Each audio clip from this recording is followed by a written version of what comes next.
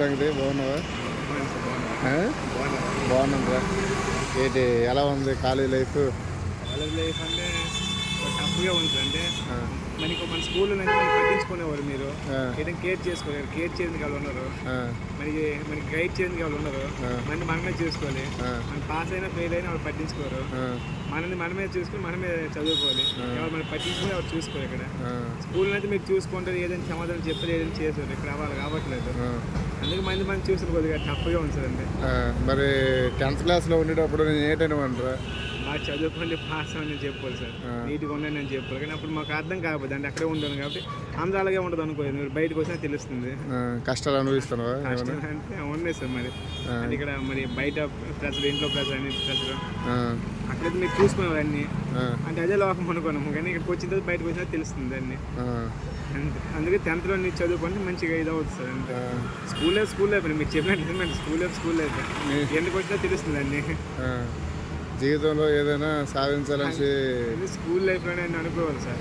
College కూడా మనకి ఎవరు పట్టించుకోవాలి, ఎవరు చూసుకోవాలి, మనమే చూసుకోవాలి. సార్ మా 10th ఏమని చెప్పబోతున్నాం? మా 10th క్లాస్ వాళ్ళకి 10th అంటే ఇప్పుడు మా దగ్గర మిస్ జూనియర్స్ ఉన్నారు కదా, వాళ్ళ కోసం ఏం చెప్పాలి? ఇప్పుడే చదువుకుని ఎలాగా 2 నెలలు ఉంది. ఇప్పుడే చదువుకుని మంచి పాస్ అయితే మంచి ర్యాంక్ వస్తే మంచిది సార్. ఏమంటే ఇప్పుడు ర్యాంకే చూస్తారు అక్కడ 10th ర్యాంకే. ఇప్పుడు ఎలాగ బయటకు వస్తే మాత్రం బాగుంటుంది. 10th స్కూల్లో అక్కడే మంచి స్కూల్ అది, అక్కడే చదువుకొని మంచి ర్యాంక్ వస్తే మంచిది సార్. అక్కడే మంచి చదువుకొని పాస్ అయితే సరిపోతుంది. చాలు. మరి మా 10th అయితే చదవడం లేదురా.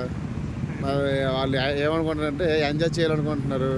ఏంటి మాకు ఇలాగా కట్టబెట్టేస్తున్నారు, రూమ్లో బంధించేస్తారు అన్నట్టు వాళ్ళు ఫీల్ అయిపోతున్నారు. మరి నీ యొక్క అభిప్రాయం ఏంటి?